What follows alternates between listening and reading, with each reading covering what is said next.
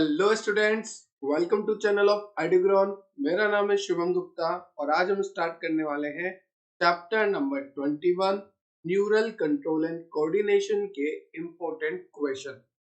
सबसे पहले तो मैं आपका स्वागत करूंगा। Welcome to trio series, welcome to Edugrown. Trio series क्या है? ट्रायो सीरीज में हम आपको 3 वीडियो में कंप्लीट चैप्टर कवर करवा के देते हैं। स्टार्टिंग के तो जो लेक्चर आते हैं उन 2 लेक्चर्स में हम आपको पूरा चैप्टर एनसीईआरटी के डायग्राम की पॉइंट इंपॉर्टेंट पॉइंट बताते हैं। जो थर्ड लेक्चर आता है वो क्वेश्चंस का लेक्चर आता है। तो आज लेक्चर नंबर 3 है, क्वेश्चंस का लेक्चर है न्यूरल कंट्रोल एंड कोऑर्डिनेशन का। तो welcome to Edugrown, welcome to trial series. चलो स्टार्ट करते हैं चैप्टर नंबर 21 के इंपॉर्टेंट क्वेश्चंस। ठीक है, तो देखो अगर मैं क्वेश्चंस की बात करूं तो क्वेश्चन इंपॉर्टेंट है भाई। क्यों? क्योंकि इन क्वेश्चन से आपको इस चैप्टर से अगर मैं बात करूं कॉम्पिटिटिव की, तो कॉम्पिटिटिव जैसे नीट वगैरह की मैं बात करता हूं, तो नीट यूजी में पहले इससे 3 से 4 क्वेश्चन आते थे, पहले जब पीएमटी हुआ करता था ये। पर अभी 1 से 2 क्वेश्चन ही आने लगे। ठीक है, ये 1 से 2 क्वेश्चन मैं डायरेक्टली बता रहा हूँ। अगर आपको इनडायरेक्टली इस चैप्टर से बताऊं तो 3 से 4 क्वेश्चन आज भी इनडायरेक्टली इसी चैप्टर से पूछे। Sir what is the difference between directly and indirectly? तो देखो डायरेक्टली कैसा है, जैसे आपको सीधा उठा कर दे दिया कि हाँ बताइए, अरेंज कीजिए, क्वेश्चन दे दिया आपको तो सीधा आपको अरेंज करना है, ये डायरेक्ट क्वेश्चन हो गया। क्या हमें पता है कि ये इस चैप्टर से आया है, ये डायरेक्ट क्वेश्चन। पर इनडायरेक्ट क्वेश्चन किस तरह से होता है? इनडायरेक्ट में क्या होता है, देखो इनडायरेक्ट में क्या होता है कि आपको कोई भी एक ऑप्शन उठा के दे देंगे। जैसे आपको ये दे देंगे कि सीएसएफ जो है, सेरिब्रोस्पाइनल फ्लूइड जो है, वो ब्रेन में होता है। ठीक है, अब वो कौन सी लेयर के बीच में होता है कि आपको एक ऑप्शन में दे दिया कि इनकरेक्ट बताओ या करेक्ट बताओ, तो एक लाइन वहां से आ गई इस चैप्टर से, तो वो इनडायरेक्ट क्वेश्चन हो गया। तो अल्टीमेटली चैप्टर इंपॉर्टेंट है, बेसिक है।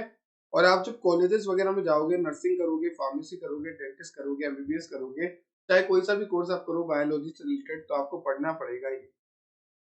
ठीक है, तो क्वेश्चन नंबर 1 देखते हैं। Arrange the following in the accurate order of their association in electrical impulse movement. देखो यहाँ पे आपको बोला है कि अरेंज कीजिए। ठीक है, सबसे पहले क्या आएगा? देखो आप सभी जानते हैं न्यूरॉन में सबसे पहले आते हैं डेंड्राइट्स, क्योंकि डेंड्राइट जो है कुछ इस तरह से होता है। मैं आपको यहाँ पे छोटा सा न्यूरॉन का स्ट्रक्चर बना के दिखा देता हूँ। इस तरह से न्यूरॉन का स्ट्रक्चर होता है, मैं आपको छोटा सा बना के दिखा रहा हूँ। ठीक है, तो ये है न्यूरॉन का स्ट्रक्चर और ये जो लंबा है ये है एक्सोन। ठीक है, और यहाँ से ये जो टर्मिनल है, ठीक, और ये जो है आगे हेयर लाइक स्ट्रक्चर, ये है डेंड्राइट। ओके, तो डेंड्राइट्स आपको दिख रहे हैं, ये जो हेयर लाइक स्ट्रक्चर है ये जो एक्सटेंशन है सेल की, इसे हम कहेंगे डेंड्राइट्स। तो डेंड्राइट्स जो है सबसे पहले आता है न्यूरॉन में। ठीक है, डेंड्राइट्स के बाद ये जो भी आपको दिख रही है यहाँ से लेके यहाँ तक की, एक्सोन से पहले तक की, ये है आपकी सेल बॉडी। क्या है बेटा? ये है आपकी सेल बॉडी। तो सबसे पहले हमने क्या देखा? सबसे पहले हमने देखा डेंड्राइट्स और उसके बाद आता है सेल बॉडी। ठीक है, अब डेंड्राइट्स हो गया, सेल बॉडी हो गया, तो उसके बाद क्या आएगा? एक्सोन। ये जो लॉन्ग पार्ट है, ये वाला लंबा पार्ट, ये क्या है? ये एक्सोन है, तो ये एक्सोन आ गया। ओके, तो सबसे पहले डेंड्राइट्स आ गया, फिर सेल बॉडी, फिर एक्सोन आ गया। अब एक्सोन के बाद ये एक्सोन का एंड है, तो इस एक्सोन के एंड को हम बोलते हैं एक्सोन टर्मिनल। क्या बोलते हैं? एक्सोन का एंड मतलब एक्सोन का टर्मिनल पोजीशन। ठीक है, तो ये हो गया एक्सोन टर्मिनल। ओके, अब इसके बाद क्या आता है लास्ट में? Synaptic knob. ये जो है लास्ट में जो स्ट्रक्चर बनी हुई है इस तरह से फोल्डेड, ये है साइनेप्टिक नोब। ओके, ये क्या है? Synaptic knob.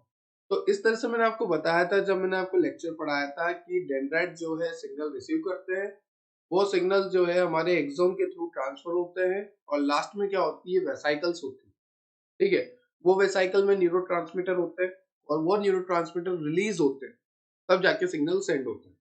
ये अपन ने बहुत डिटेल में पढ़ा था लेक्चर में। तो जिसने लेक्चर नंबर 1 और लेक्चर नंबर 2 नहीं देखा, अभी के अभी बैक जाइए, डिस्क्रिप्शन में लिंक है, पहले उसे देख लीजिए। क्योंकि जब तक बेसिक क्लियर नहीं होगा तब तक क्वेश्चन लगाने में कोई भी मजा नहीं आएगा। और जब एक बार पूरा कंसेप्ट याद है, पूरी थ्योरी याद है, तो क्वेश्चन तो यूं हो जाएंगे। हाथ का खेल है ऐसे। चलो सेकंड क्वेश्चन है आपका, name the retinal cell that allow see colour object. हमारी रेटिना में ऐसी कौन सी सेल है जो कि कलर ऑब्जेक्ट को सीन करने के लिए अलाउ करती है? तो ध्यान रखना, कौन सेल। कौन सी सेल बेटा? कौन सेल। सी से कौन, सी से कलरफुल विजन। तो याद रखना, सी से हम बोल रहे हैं कौन सेल और सी से एक और वर्ड आता है कलरफुल विजन। तो कौन cell is responsible for colourful vision. कौन सा vision? Colourful vision. Okay, clear है आपको ये? तो आपको यहाँ पे बस इतना सा पूछा था कि ऐसी कौन सी सेल है रेटिना में जो कि कलरफुल विजन के लिए रेस्पॉन्सिबल होती है। तो कौन cell is responsible for colourful vision? C से कौन, सी से colourful vision. Now next question is, rearrange the following in sequential order of reception and transmission of sound wave to ear drum. हमें एक sequence बतानी है कि हमारी जो sound wave है वो हमारे ईयर ड्रम तक, हमारे कान के अंदर तक किस पाथवे से होकर जा रही है। तो यहाँ पर पाथवे दे रखा है, उसे देख लेते हैं। Wait a minute, first of all I have to change my marker. Okay, तो देखो साउंड वेव जो है रिसीव्ड होती है, ट्रांसमिट होती है सबसे पहले एक्सटर्नल ऑडिटरी कैनाल या एक्सटर्नल ऑडिटरी नर्व। जो ये हमारी एक्सटर्नल ऑडिटरी कैनाल है, इसमें होती है एक्सटर्नल ऑडिटरी नर्व। इस नर्व के थ्रू होते हुए साउंड वेव जो है अंदर जाती है, इस नर्व के थ्रू होती है। ठीक है, तो सबसे पहले एक्सटर्नल ऑडिटरी नर्व। उसके बाद आता है ईयर ड्रम। क्या आता है बेटा? Ear drum. उसके बाद आपको तीन बोन देखने को मिलेगी, मेलियस, इनकस, स्टैपिस। क्या बोलोगे? Malleus, incus, stapes. ओके, तो एक्सटर्नल ऑडिटरी नर्व, अंदर आएगा ईयर ड्रम। सबसे पहले एक्सटर्नल ऑडिटरी नर्व, उसके बाद आएगा ईयर ड्रम, देन आएगा मेलियस, इनकस, स्टैपिस, और लास्ट में आएगा कोक्लियर और कोक्लियर नर्व। ठीक है, तो कोक्लियर कोक्लियर नर्व आखिरी में आएगा। तो सबसे पहले एक्सटर्नल ऑडिटरी नर्व, फिर ईयर ड्रम, फिर मेलियस, इनकस, स्टैपिस, फिर कोक्लिया और फिर कोक्लियर नर्व। इस तरह से जो है साउंड जो है ट्रांसफर होगी आपके ईयर में। ठीक है, तो ये तीन तरह के क्वेश्चन आपको क्लियर है? क्लियर है तो अपन चलते हैं नेक्स्ट क्वेश्चन पे। सबसे पहले मैं इरेजर ऑन कर लेता हूँ, जो एक्स्ट्रा है उनको इरेज कर देते हैं। ठीक है, चलो। तो अपन ने क्वेश्चन नंबर 1 देखा, क्वेश्चन नंबर 2 देखा, क्वेश्चन नंबर 3 भी देखा। Now we move on question number 4। Okay, अगर आपको कोई भी बैकग्राउंड साउंड आती है तो प्लीज उसे इग्नोर करना। नाउ क्वेश्चन नंबर 4 की बात करते हैं। List the structure that protect the brain. Okay, तो हमें बोला है कि स्ट्रक्चर बताइए जो कि ब्रेन को प्रोटेक्ट करे। ठीक है, तो क्रेनियम, 8 क्रेनियल बोन। ओके, तो हमने लेक्चर के दौरान एक बात पढ़ी थी कि चाहे ब्रेन हो, एक सेकंड में मार्कर चेंज कर। हमने लेक्चर के दौरान क्या पढ़ा था कि चाहे ब्रेन हो या चाहे स्पाइनल कोड हो। ठीक है, हमने पढ़ा था कि चाहे ब्रेन हो चाहे स्पाइनल कोड हो, दोनों में एक कॉमन बात है कि यहाँ पर 3 लेयर कॉमन होती है, इस तरह से अरेंज होती है। ठीक है, सबसे अंदर की जो लेयर होती है वो होती है पायामेटर, जो मिड की लेयर होती है वो होती है अरेकेनोइड, और सबसे आउटर लेयर जो होती है वो होती है ड्यूरामेटर, डी से ड्यूरामेटर। ओके, तो ब्रेन हो चाहे स्पाइनल कोड, दोनों में लेयर्स होती है पायामेटर, अरेकेनोइड और ड्यूरामेटर। ठीक है, अब एक बात ध्यान रखना कि आपको पूछा है प्रोटेक्शन का काम। तो प्रोटेक्शन का काम किसका होता है? इन तीनों लेयर का होता है। ये तीनों लेयर मिलके जो है प्रोटेक्शन का काम करती है। पायामेटर, अरेकेनोइड और ड्यूरामेटर, ये तीनों लेयर मिलके प्रोटेक्शन का काम करती है, और इन तीनों लेयर को हम मिलाकर बोलते हैं मेनिंजीज। क्या बोलते हैं बेटा? मेनिंजीज। तो मैं मिला के क्या बोलूंगा? मेरा वर्ड मेनिंजीज, ये वर्ड बोलूंगा। ओके, तो तीनों लेयर को मिला के मैं बोलता हूँ meninges.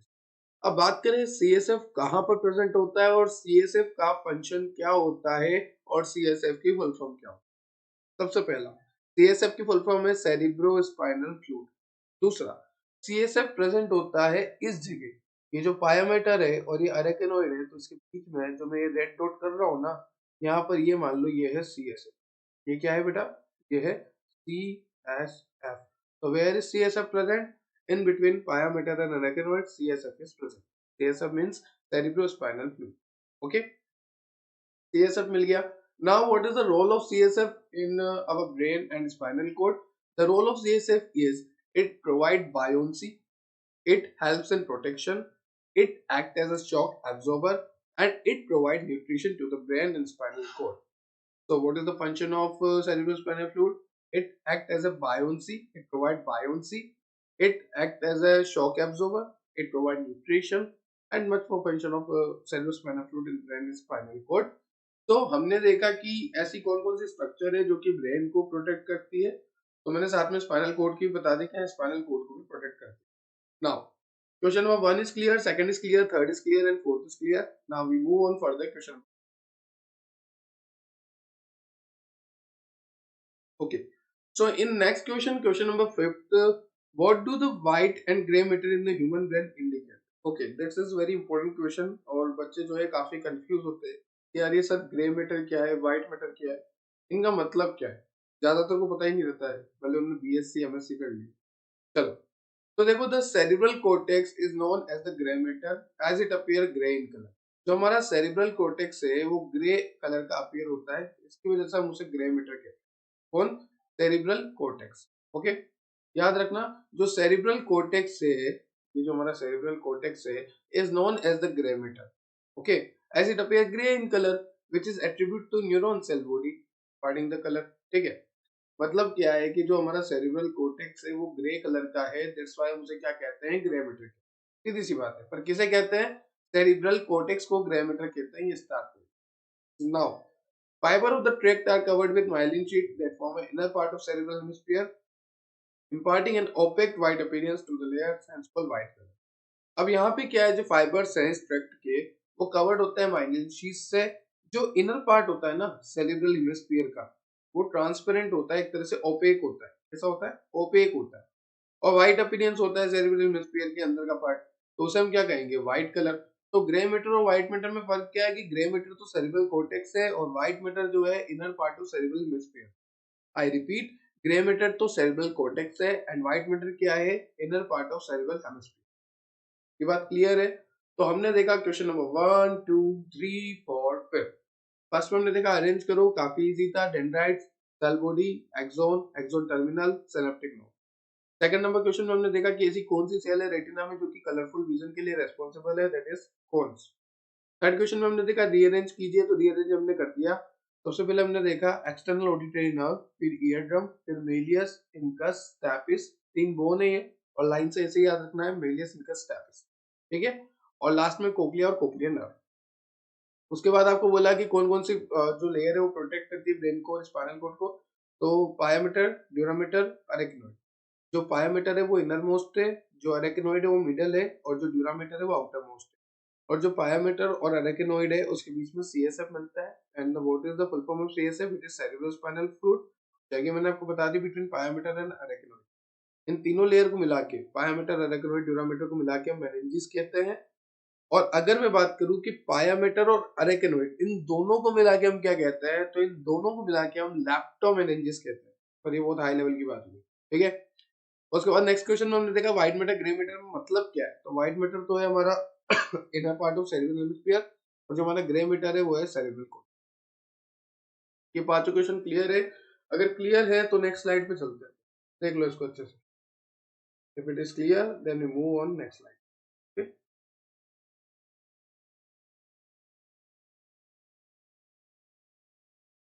Wait a minute. 11:30. So now we move on next slide, question number 6. और टेंशन नहीं लेना अगर किसी को नहीं भी समझ में आ रहा है, तो अपन एक बार और अभी रिवाइज करेंगे. ठीक है, नाउ क्वेश्चन नंबर 6 में आपको पूछा है कि where is the human brain is the centre of hunger located. भूख का सेंटर. ये हंगर से आपको स्नेकर याद नहीं रखना है, वो एड देखा होगा ना आपने, हंगर सता है स्नेकर हो जाए, तो ऐसा एड आता है. ठीक है, तो हंगर के लिए रेस्पॉन्सिबल कौन है? हमें याद रखना है हमारा hypothalamus. And hypothalamus is master of master gland. ये बाप का भी बाप है, master of master gland. Okay, तो master of master gland is हमारा हाइपोथैलेमस. तो where is the human brain is the centre for हर्ग लोकेटेड. हंगर के लिए, सॉरी, हंगर के लिए कहाँ पर जो है सेंटर लोकेटेड है, वो है हमारा hypothalamus. Hypothalamus is responsible for hunger. Okay, now next is name the sense organ which is responsible for vertigo. Now what is the meaning of vertigo? किसी को याद है वर्टिगो का मतलब क्या होता है? वर्टिगो का मतलब होता है एक तरह से चक्कर आना। क्या होना? चक्कर आना, सर घूमना। अरे सर, वर्टिगो हो रहा है, चक्कर आ रहा है। ठीक है, तो ऐसा कौन सा सेंस ऑर्गन है जो कि इन्वॉल्व होता है वर्टिगो में? तो हमारा जो इनर ईयर है, उसका जो वेस्टिबुलर अपरेटस है, ध्यान रखना, वेस्टिबुलर अपरेटस हमारे इनर ईयर का वो रेस्पॉन्सिबल होता है हमारा चक्कर आने। ठीक है, तो vestibular apparatus of the inner ear. Clear है? ये आपका क्वेश्चन नंबर 7 हो गया। Now next question, where is the hunger centre located in human brain? ये जो हंगर सेंटर है वो कहाँ पर लोकेटेड है? तो मैंने आपको पहले ही बता दिया, वो हाइपोथैलेमस है। पर अब हाइपोथैलेमस की भी लोकेशन पूछी है, तो हाइपोथैलेमस क्या है? It is small region of brain which is located at the base of brain near to the pituitary.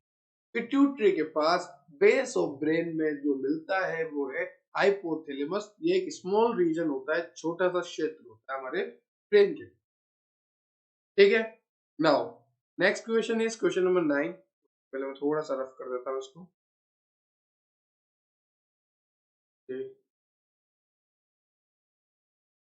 ये एकदम स्लाइड अच्छी दिखनी चाहिए। तो question number 8 is complete. Now we move on question number 9। What are the three layer of the human eye? तो देखो, तीन layer मैं बता देता हूँ। एक तो हमारा लेंस था, और लेंस के आगे था एक्वस चेम्बर, और लेंस के पीछे था विट्रस चेम्बर। इस तरह से जब मैंने आपको आई पढ़ाई थी, ठीक है, तो आई में मैंने आपको इस तरह से डायग्राम पढ़ाया था। तो ये पीछे वाला तो विट्रस चेम्बर था, आगे वाला जो था वो एक्वस चेम्बर था, और जो ये बीच में लगा हुआ था ये लेंस था। ठीक है, तो एक्वस चेम्बर, विट्रस चेम्बर और लेंस, इस तरह से। ठीक, now next question is which is photosensitive part of human आई? हमारा जो ह्यूमन आई है उसमें फोटोसेंसिटिव पार्ट कौन सा है? फोटो सेंसिटिव मतलब होता है लाइट सेंसिटिव।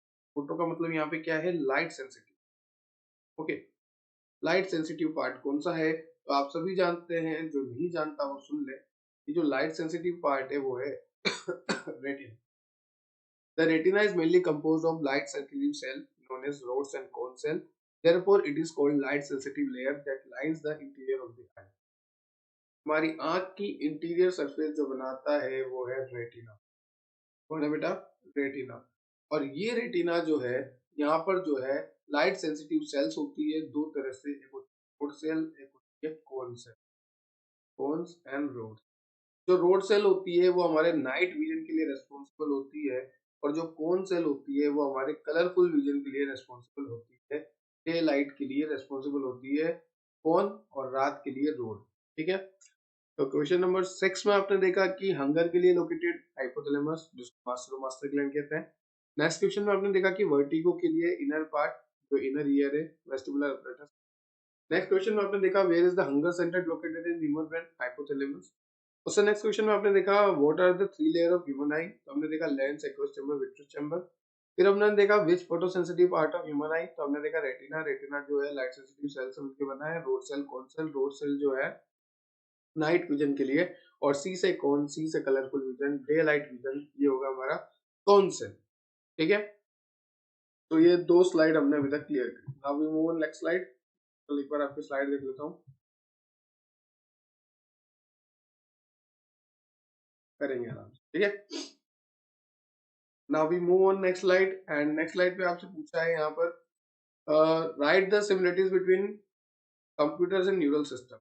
ओके, ये तो खैर हाइपोथेटिकल क्वेश्चन है। ठीक है, इसको आप पढ़ लेना, कोई काम का नहीं है। ये क्वेश्चन हाइपोथेटिकली बनाया गया है, क्योंकि हाई लेवल है, किसी काम का नहीं है अभी भी। ठीक है, now next is how could it affect a person CNS if it attacked by blow the backbone of the. अगर आपको बैक पेन हो रहा है नेक पे, तो वो किस तरह से सीएनएस को अफेक्ट करेगा, अटैक करेगा? It will lead to an impairment of cognitive abilities or dysfunctionality physical. Furthermore, it can cause disturbance of emotional behavior and functioning. Cervical damage can lead to tetraplegia.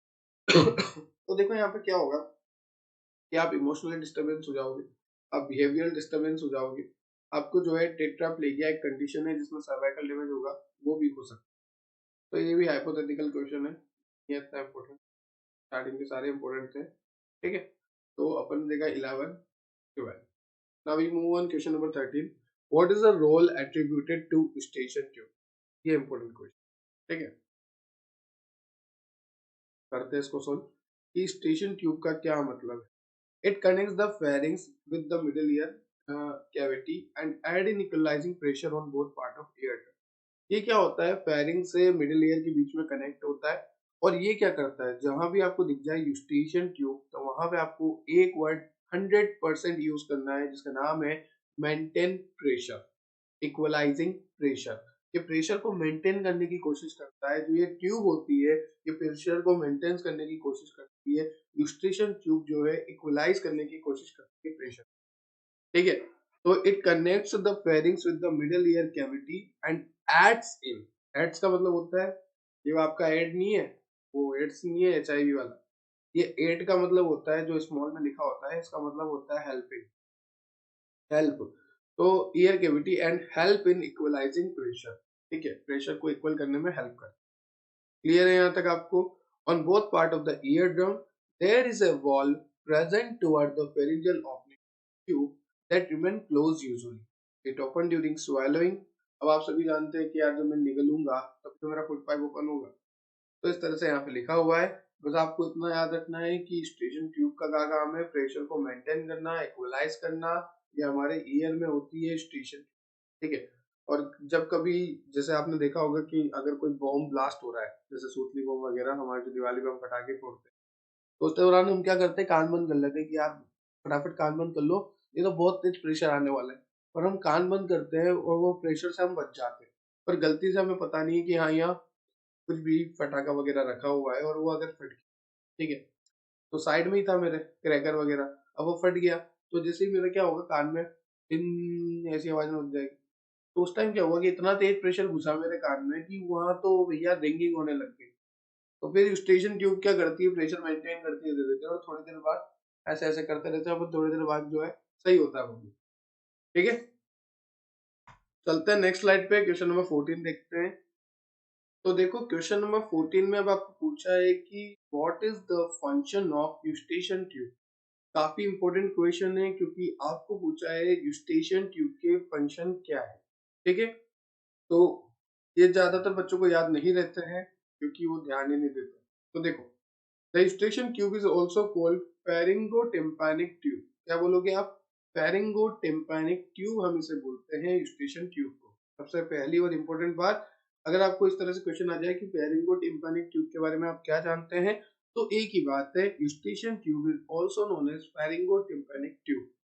और ये question अभी तक NEET में शायद ही कभी पूछा गया हो, इसलिए इसको नीट के भी आपसे भी इम्पोर्टेंट कर लेना, क्योंकि हर वो लाइन आ चुकी है जो इम्पोर्टेंट है, तो हर वो लाइन बची हुई है, तो उसमें से एक लाइन ये भी है.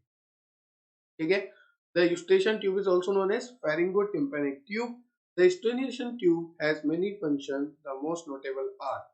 देखो यहाँ पे लिखा है कि यूस्टेशन ट्यूब के तो काफी फंक्शन है, पर कुछ बहुत ज्यादा नोटेबल है, वो है ये क्या करता है, फैसिलिटेट करता है the secretion drainage from the middle ear. ठीक है, दूसरा, it connect the middle ear cavity with the nasopharynx. हमारी मिडिल ईयर कैविटी को नासोफेरिंक्स से कनेक्ट करके कौन रखता है, यूस्टेशन ट्यूब. हमारी मिडिल ईयर कैविटी को नासोफेरिंक्स से, हमारी मिडिल ईयर कैविटी को नासोफेरिंक्स से कवर करके रखने का काम होता है यूस्टेशन ट्यूब का. और साथ में एक बहुत इंपॉर्टेंट फंक्शन जो कि अभी मैंने आपको बताया, equalise the pressure between the middle air and atmosphere. Okay, तो आप बोलोगे मिडिल एयर और एटमॉस्फेयर के बीच का प्रेशर को इक्वलाइज करके कौन रखेगा, हमारा Eustachian tube. Connect the middle ear cavity with nasopharynx, हमारा eustachian tube. Facilitate the secretion and drainage from the middle ear, हमारा eustachian tube. And the eustachian tube is also known as pharyngotympanic tube. The eustachian tube has many functions. The most notable are facilitate the secretion drainage from the middle ear. It connects the middle ear cavity with the nasopharynx. Equalize the pressure between the middle ear and the atmosphere. I hope you get it. Okay. Now we start long answer type question and सबसे पहले ध्यान से सुनना. Okay. So describe the phenomenon of release and transport of a neurotransmitter. यहाँ पर मेरे को आपको बताना है कि पूरा फिनोमिनन समझाइए, कैसे कैसे क्या हो रहा है, कैसे न्यूरोट्रांसमीटर रिलीज हो रहा है. तो मैं यहाँ पे आपको एक डायग्राम की मदद से समझाता हूँ. सबसे पहले मैं बनाता हूँ आपके लिए एक न्यूरॉन. प्यारा सा छोटा सा भद्दा सा न्यूरॉन बनाते हैं। ठीक है, चलो बनाते हैं। आप भी ड्रॉ कीजिए। इतिहास गवाह है, ऑनलाइन क्लास में ड्रॉ नहीं किया, यहाँ क्या करें। चलिए, ये है एक्सोन। एक सेकंड, थोड़ा अच्छे से बना रहे हैं तो ठीक है, कलर वलर चेंज करके लिख देते हैं ताकि आपको एक ही बार में समझ में आ जाए। बार बार कौन समझाने बैठेगा, सही है ना। एक सोन, ठीक है। ये है जो लॉन्ग पार्ट है ना, ये एक्सोन। और लास्ट में जो पार्ट आता है ना, वो साइनेप्टिक टर्मिनल है, वो नो पे वो तरह से मैं आपको बना के देता हूँ। ये है सिनेप्टिक नो।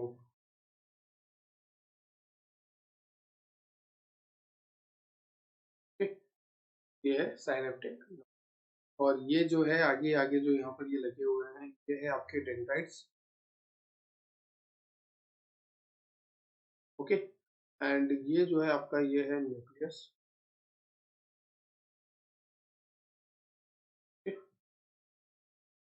यहाँ पर है आपकी वेसाइकल्स प्रेजेंट।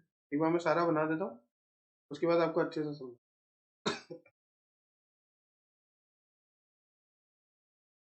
ये है वेसाइकल। इन वेसाइकल्स के अंदर है अपना न्यूरो ट्रांसमीटर। बताता हूँ, देखो शायद ही दिखे।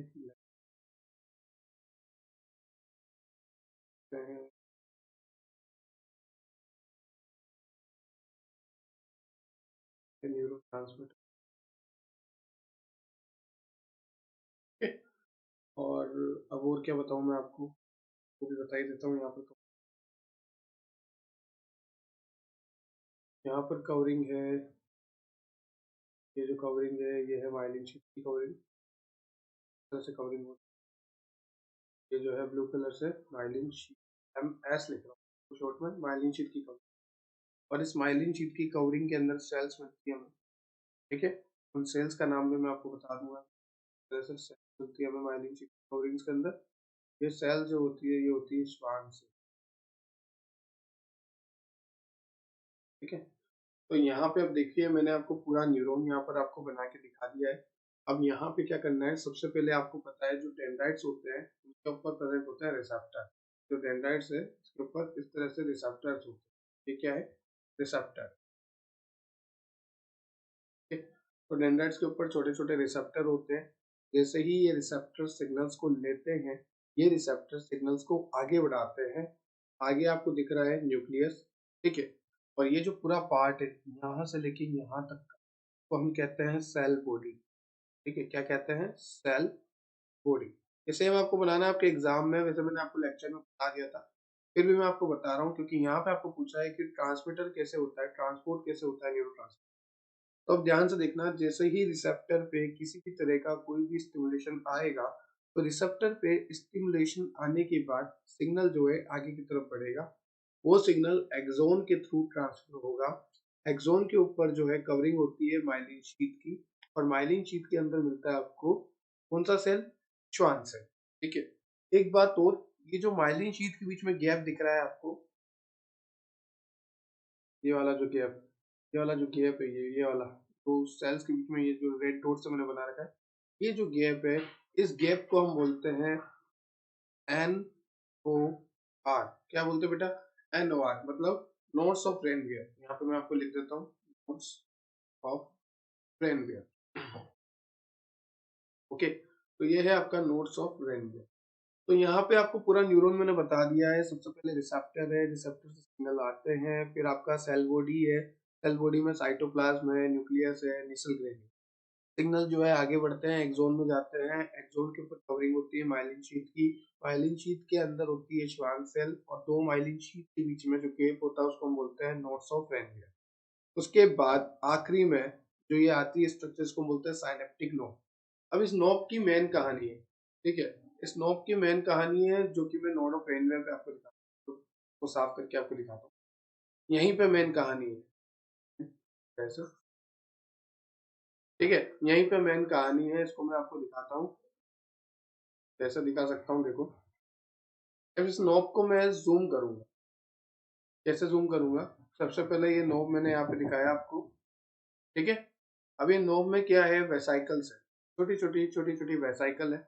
इस वेसाइकल के अंदर क्या है, न्यूरोट्रांसमीटर फील्ड।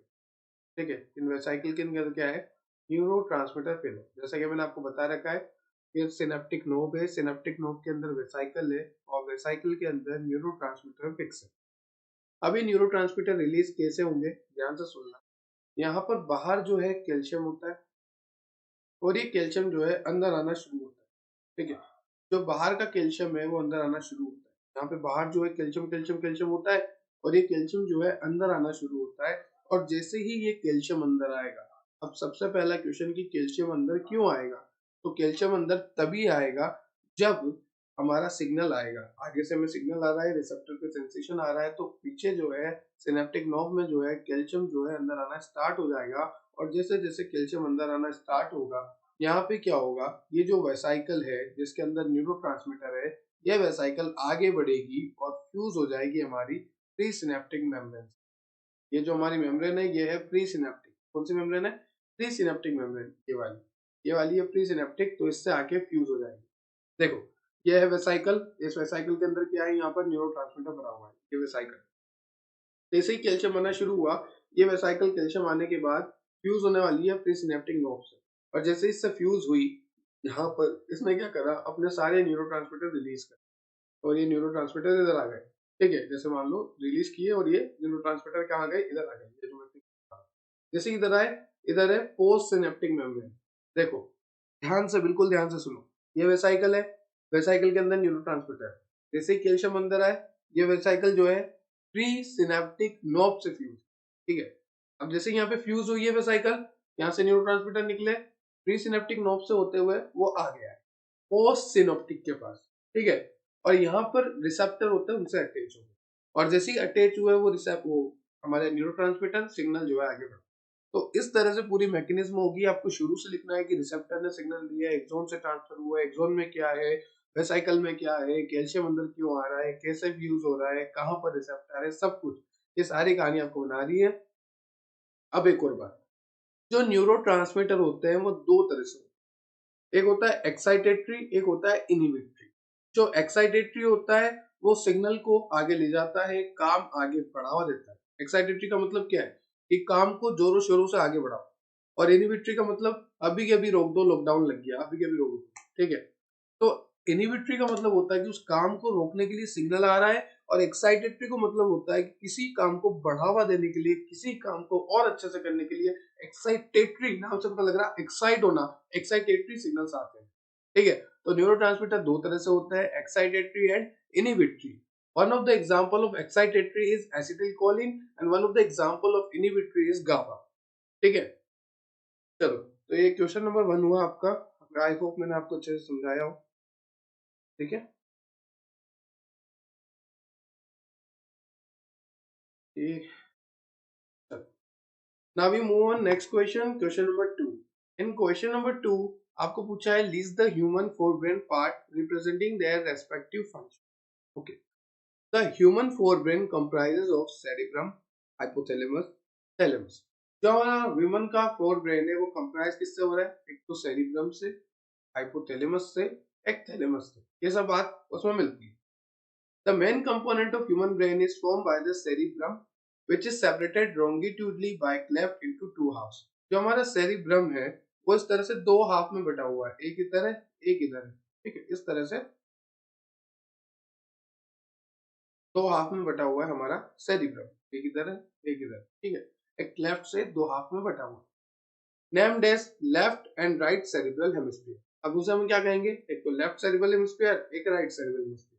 ठीक है, और वहां पर क्या होता है, which are linked by a tract of nerve fibre known as the corpus callosum, जो कि किससे लिंक्ड होता है, ट्रैक्ट ऑफ नर्व फाइबर, मतलब बहुत सारे नर्व फाइबर जिसे हम कहते हैं कॉर्पस कैलोसम। ठीक है, तो हमारा जो ह्यूमन का फोर ब्रेन है उसमें होता है सेरिब्रम, हाइपोथैलेमस, थैलेमस। ये तो हमने लास्ट लेक्चर में भी देखा था कि फोर ब्रेन में क्या क्या आता है, सेरिब्रम, हाइपोथैलेमस, थैलेमस। अब जो मेन कंपोनेंट है ना ह्यूमन ब्रेन का, वो सेरिब्रम, और सेरिब्रम जो है सेपरेटेड होता है, ये जो हमारा सेरिब्रम है ये सेपरेटेड होता है। ठीक है, एक हाफ से, यहाँ पे हाफ होता है, उससे सेपरेटेड होता है। अब यहाँ से ट्रैक्ट ऑफ नर्व फाइबर निकलती है जिसको हम कहते हैं कॉर्पस कैलोसम। ठीक है, फिर हमने बोला था अभी कि cerebral hemisphere is covered by cell layer known as the cerebral cortex having eventing foods. ठीक, अब यहाँ पर आपको बता रखा है कि कुछ सेंसरी होते हैं, कुछ मोटर न्यूरॉन होते हैं, और मैंने आपको बताया भी था, एक बार मैं आपको क्लियर कर देता हूँ। मैंने आपको क्या बताया था, कुछ होते हैं सेंसरी न्यूरॉन, कुछ होते हैं मोटर न्यूरॉन। सेंसरी क्या होते हैं, जैसे ये मेरा हैंड है, ठीक है, ये मेरा हैंड है और यहाँ पे कुछ हॉट चीज पड़ी हुई है, ठीक है। अब जैसे मैंने इसको टच किया तो यहाँ से मेरे सेंसरी न्यूरॉन जो है सिग्नल ले जाएंगे ब्रेन तक। कहाँ तक ले जाएंगे, मेरे ब्रेन तक ले जाएंगे। ये मान लो मेरा ब्रेन, ओके, ब्रेन तक सिग्नल ले जा रहे हैं। और जैसे सिग्नल जा रहे हैं, ये जाने वाले जो न्यूरॉन है ये है सेंसरी, ठीक है। और जब वहां से वापस सिग्नल आएगा तो वो सिग्नल किस फॉर्म में आएगा, इफेक्ट की फॉर्म में आएगा। तो जब यहाँ से सिग्नल आएगा इस तरह से वापस जब सिग्नल आएगा तो ये जो सिग्नल आने वाला है ये है मोटर। तो एक होता है सेंसरी न्यूरॉन जो सिग्नल ले जाता है, एक होता है मोटर न्यूरॉन जो सिग्नल लाता है, ठीक है। तो ये है आपकी कहानी। उसके बाद आपको लिम्बिक सिस्टम के बारे में बता रखा है और थोड़ा बहुत आपको बता रखा है हाइपोथैलेमस के बारे में, कि हमारा sexual behaviour, expressing emotional reaction, motivation, ये सब कौन कंट्रोल करता है, ये सब हाइपोथैलेमस की। तो मैं हाईलाइट कर देता हूँ ये वाला, ये हमारा हाइपोथैलेमस, ठीक है, समझ गए। चलो नेक्स्ट क्वेश्चन पे चलते हैं। Describe the structure of internal ear and middle ear. तो यहाँ पे जब मैंने आपको ईयर पढ़ाया था तो वहां पर डायग्रामेटिक हमने समझा था, यहाँ पे आप थ्योरेटिकल देख लीजिए। Ear are a pair of statoacoustic organ that help in balancing and hearing. सबसे पहली बात तो ईयर का काम होता है बैलेंसिंग और हियरिंग का। बच्चे क्या करते हैं, सिर्फ हियरिंग हियरिंग कर देते हैं और सोचते हैं कि बैलेंसिंग का काम कैसे होगा, और बच्चे टिक नहीं करते। तो ध्यान रखना है बैलेंसिंग का भी काम है, हियरिंग का भी काम है। अब आप बोलोगे सर बैलेंसिंग का कैसे, तो मैंने आपको बोला था वर्टिगो आना, वो इंटरनल ईयर में कुछ खराबी आने से वहाँ वर्टिगो चक्कर आने लग जाते हैं हमें, तो ये इंटरनल ईयर की बात है, ईयर की बात है। हमारा चक्कर आ जाएंगे तो बैलेंस नहीं बन पाएगा, तो वही बैलेंसिंग और ईयरिंग का काम करता है हमारा इंटरनल। अब the human ear include the middle year and the internal year, ठीक है। The pinna is part of auditory system and from the external ear. ये जो है हमारा ये पिन्ना, ये जो पिन्ना है ये इसको बोलते हैं ईयर पिन्ना। क्या बोलते हैं, ईयर पिन्ना। ये एक्सटर्नल है, ठीक है, ये एक्सटर्नल ईयर है। अब फिर मिडिल ईयर भी होता है और एक इंटरनल ईयर भी होता है, इंटरनल सबसे अंदर होता है। तो ये एक्सटर्नल है, फिर एक मिडिल आता है और फिर एक इंटरनल ईयर आता है जिसमें कोक्लिया कोक्लियर नर्व आते हैं, वो इंटरनल की बात। तो देखो मिडिल ईयर में 3 बोन होती है, मैंने आपको पहले भी बताया। मेलियस, वेट अ सेकंड, मैं कलर चेंज कर लेता हूँ। It's malleus, incus and stapes. ये 3 तरह की बोन होती है हमारे ईयर में। तो कोई बोले कान में भी हड्डी होती है, बिल्कुल होती है। मेलियस, इनकस, स्टेपिस, इस तरह से आपको अरेंज करके बताना है, ठीक है। तो यहाँ पे लिखा है देखो,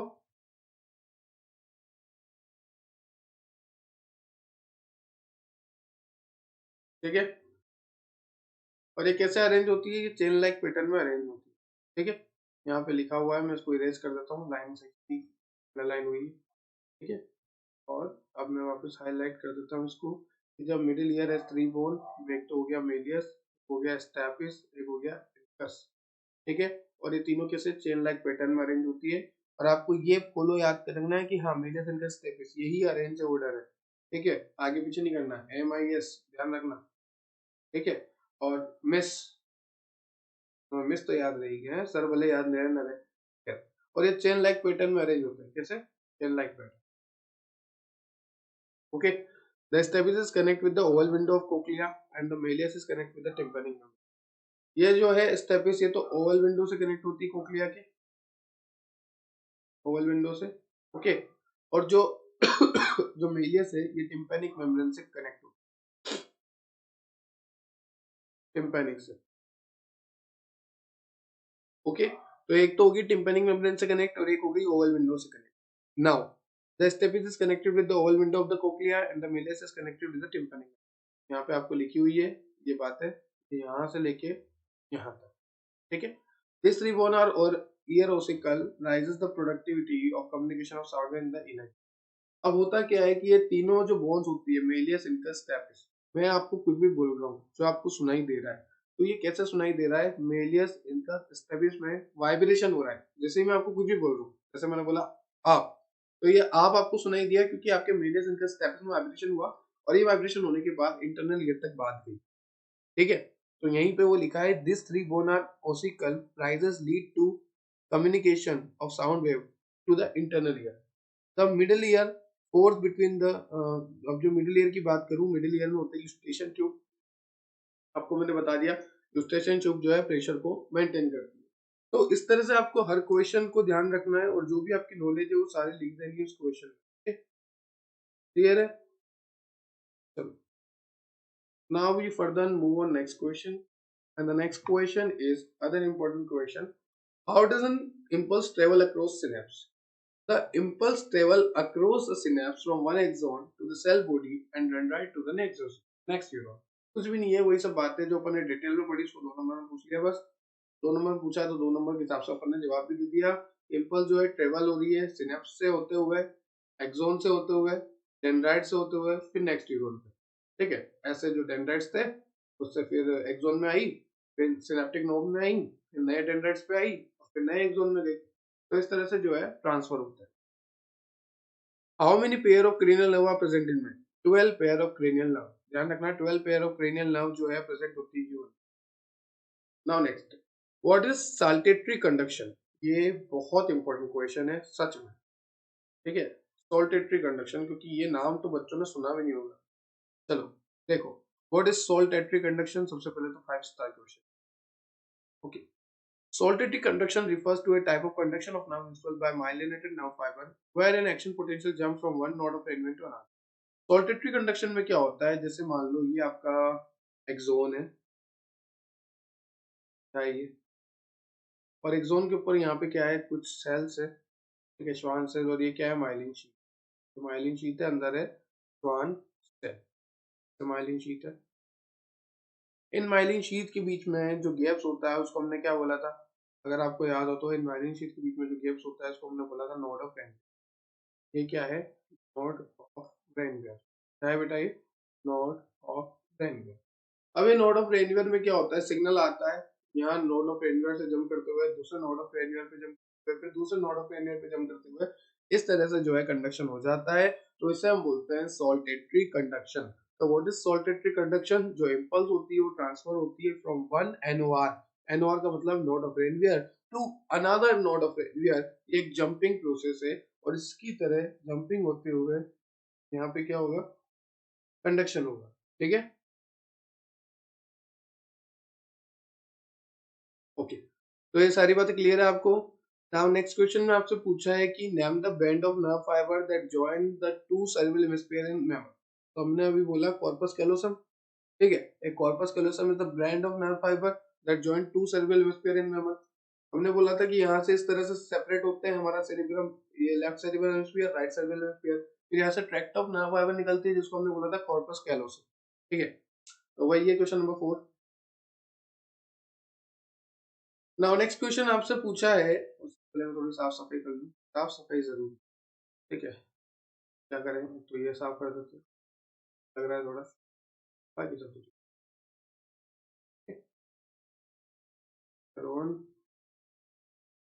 क्वेश्चन भी हो गया। Now fifth question, what is the threshold stimulus of nerve cell? बिल्कुल, the minimum strength of a stimulus required to depolarization of neuron is called threshold stimulus. आपको यहाँ पे पूछा है कि थ्रेशोल्ड स्टिमुलस क्या है। तो देखो, थ्रेशोल्ड स्टिमुलस का मतलब होता है, जहां भी थ्रेशोल्ड आ जाए वर्ड, वहां पर मतलब होता है कि मिनिमम से मिनिमम इतना तो चाहिए ही चाहिए। ठीक है, तो what is threshold of nerve stimulus? The minimum strength of a stimulus required to start depolarization of neuron. ठीक है, मतलब इतना तो चाहिए चाहिए डीपोलराइजेशन होने के लिए, उसे हम कहेंगे threshold stimulus. Now next, what is compound eye? In insect, the eye is composed of independent visual elements. देखो, ये कॉकरोच वाला क्वेश्चन है, पर यहाँ पे आपको पूछा है एनिमल डाइवर्सिटी से रिलेट करके, क्योंकि आपको यहाँ पर आई है तो हमने कंपाउंड आई पूछ लिया। होता क्या है, कॉकरोचेस जो होते हैं उनमें कंपाउंड आई होती है, मतलब उसमें अगर कॉकरोच ने आपको देखा तो कॉकरोच आपको देखते ही आपके 4000 टुकड़े कर देगा। मतलब सर, ये कोई बात हुई, कॉकरोच देखेगा, कॉकरोच में क्या लेजर लाइट है जो हमारे 4000 टुकड़े कर देगा? नहीं, कॉकरोच में क्या होती है, कंपाउंड आई होती है, उसमें एक इमेज नहीं बनती, टुकड़ों में इमेज बनती है। 4000 टुकड़ों में इमेज बनेगी आपकी। पजल देखा, पजल, ऐसे पजल सॉल्व करते हुए फिर इमेज बनती है लास्ट में पूरी, वैसे ही कॉकरोच में क्या होता है, 4000 टुकड़ों में इमेज बनती है, एक आंख से 2000, दूसरी आंख से 4000, कॉकरोच आपको देखते ही 4000 टुकड़े कर देगा। ठीक है, इसका मतलब ये नहीं कॉकरोच की आंख में लेजर लाइट है, तो वही कंपाउंड आएगा example.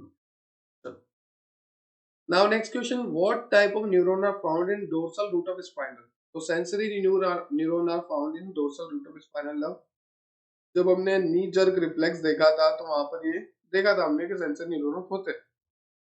Basic neuron of neural system, neuron, simple सी बात, पूरा नर्वस सिस्टम ही पढ़ लिया, न्यूरॉन के ऊपर ही रहा है। ये ध्यान रखना, न्यूरॉन है, नेफ्रॉन मत कर देना, नेफ्रॉन किडनी का स्ट्रक्चरल एंड फंक्शन यूनिट है, डिफरेंस है बहुत ज्यादा।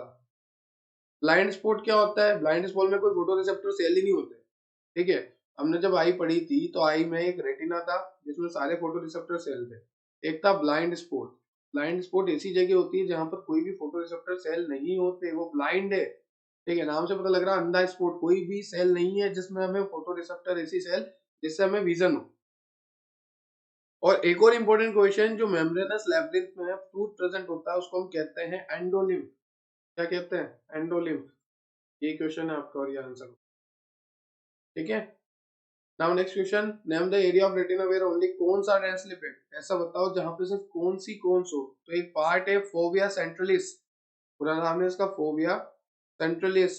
ये एक ऐसा एरिया है रेटिना का जहां पे सिर्फ कौन सी कोन्स है, कौन सी कोन्स। ठीक है, जैसा ये आई है तो ये मान लो ये एरिया है फोविया सेंट्रलिस, FC। तो यहाँ पे कौन सी कौन सेल है, जितनी भी सेल है ना यहाँ पे, ये कौन सेल। तो एक ऐसा एरिया आई में जहां पर कौन सेल भरी पड़ी हो, और कौन सा responsible for colourful vision, day light vision. तो कौन सी अगर भरी पड़ी हो तो उसको हम बोलेंगे fovea central. Now next question is name the inner most layer of brain. तो हमने देखा था 3 लेयर होती है, पायामीटर, अरेक्नोइड, ड्यूरामीटर। जो पायामीटर होती है वो अंदर की, अरेक्नोइड बीच की और ड्यूरामीटर बाहर की। आपको पूछा है इनर मोस्ट मतलब अंदर की होती है पायामीटर, आंसर जाएगा पायामीटर। नाउ नेक्स्ट क्वेश्चन, उसके बाद शॉर्ट आंसर है, okay.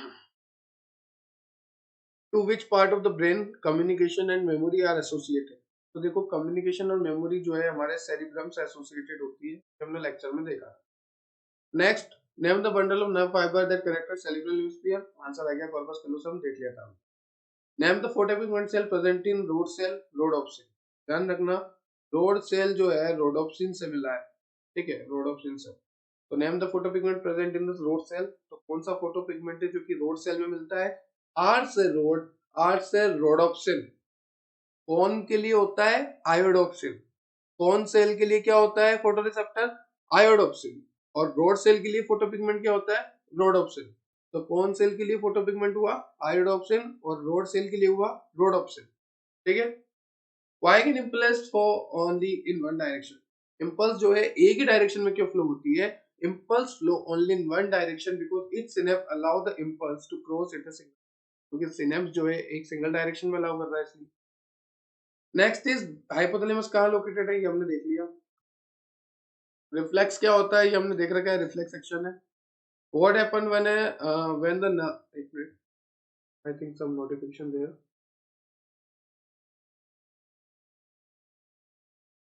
Next question is what happen when the membrane of nerve cell carries out sodium pump. When a membrane carries out sodium pump it carries 3 sodium ion. देखो यहाँ पे क्या होता है कि जब अगर बाहर जा रहा है ना सोडियम, तो 3 सोडियम बाहर जाता है और उसके बदले में 2 पोटेशियम अंदर आता है। ये बात ध्यान रखना, अगर ये एक्सोन है और अगर 3 सोडियम बाहर जा रहे हैं एक्सोन से, ठीक है, तो 2 पोटेशियम अंदर आते हैं। ये बात है यहाँ पे लिखी हुई। ठीक है, now next question is what are the events that takes place at the point of stimulation of the axon. तो हमें पता है कि जैसे ही एक्सोन में स्टिमुलेशन होगा, हमें पता है कि अभी तक क्या था, बिना स्टिमुलेशन के बताता हूँ फिर स्टिमुलेशन। देखो यहाँ पर ये जो है तुम्हारी एक्सोन है, बाहर क्या था, बाहर जो था पॉजिटिव, अंदर था नेगेटिव नेगेटिव। ये जो है रेस्टिंग स्टेट में न्यूरॉन है। पर जैसे ही इसमें स्टिमुलस आया तो यहाँ पर जो है सोडियम चैनल ओपन हो जाएंगे, और जैसे सोडियम चैनल ओपन हुआ है बाहर का पॉजिटिव जो है अंदर आना स्टार्ट हो जाएगा, बाहर से पॉजिटिव। तो अंदर क्या होने का लग जाएगा, धीरे धीरे पॉजिटिविटी आने लग जाएगी, सारे पॉजिटिव जो है अंदर आ जाएंगे। ठीक है, तो एक्सोन के अंदर पॉजिटिव चार्ज डेवलप हो जाएगा। अब एक्सोन के अंदर पॉजिटिव चार्ज डेवलप हुआ तो ये कब हुआ, जब स्टिमुलेशन मिला। तो स्टिमुलेशन के दौरान क्या होता है कि सोडियम चैनल ओपन होते हैं और एक्सोन के अंदर जो नेगेटिव चार्ज होता है वो गायब होने लग जाता है और पॉजिटिव चार्ज वहां पे आ जाता है। तो ये डीपोलराइजेशन की कंडीशन है, जब डीपोलराइजेशन होता है तब ऐसा सब कुछ होता है। Now give the part of neuron, तो ये आप दे सकते हैं सेल बॉडी, डेंड्राइट, एक्सोन, ठीक है। Describe the role and location of ciliary body in the human eye. Okay, तो the choroid become thick where the cornea and the sclera meet, it is called ciliary body. Ciliary body क्या करती है, hold करके रखती है, मैंने आपको बताया था। The function of the ciliary body is to continue in front of lens from an opaque structure called iris, ठीक है। आइरिस जो है ओपेक स्ट्रक्चर है, कलरफुल पार्ट है। Now next question, what is mosaic vision? तो ये insects में देखने को मिलता है, कंपाउंड आई में जो टुकड़े वाली इमेज होती है, ठीक है। कंपाउंड आइज में जो विजन होता है वही मोजाइक विजन होता है। अभी मैंने कॉकरोच का एग्जांपल देख के आपको समझाया। Last question and the final question and the most important question, what does cerebrospinal fluid occur in body? Mention its two functions. जैसा कि मैंने आपको बताया था, एक तो प्रोटेक्ट करता है, हार्मफुल इंप्योरिटी को भी रिमूव करता है, ठीक है। और ये कहाँ मिलता है? The parameter of meninges around the brain and spinal cord, cavity of the brain. और एग्जैक्ट अगर मैं बताऊं तो पायामीटर, अरेकेनोइड और ये हो गया ड्यूरामीटर। तो ये पायामीटर अरेकेनोइड के बीच, ठीक है। So that's all about your lecture, chapter number 21, neural control and coordination. हमने सारे क्वेश्चन काफी अच्छे से देखे हैं। अगर आपको फिर भी कोई डाउट रहता है तो आप कमेंट सेक्शन में कर सकते हो। एक एक क्वेश्चन इंपॉर्टेंट है, ठीक है। बने रहिए, जुड़े रहिए ट्रायो सीरीज के साथ, बने रहिए, जुड़े रहिए एडिग्रॉन के साथ, बने रहिए, जुड़े रहिए शुभम गुप्ता के साथ। मैं जोर से बोल रहा है जी सर। अगर कोई और दिक्कत है तो आप हमारी टेलीग्राम चेक कर सकते हैं, वेबसाइट चेक कर सकते हैं। आई होप आपको क्लियर हुआ होगा। Have a nice day, thank you.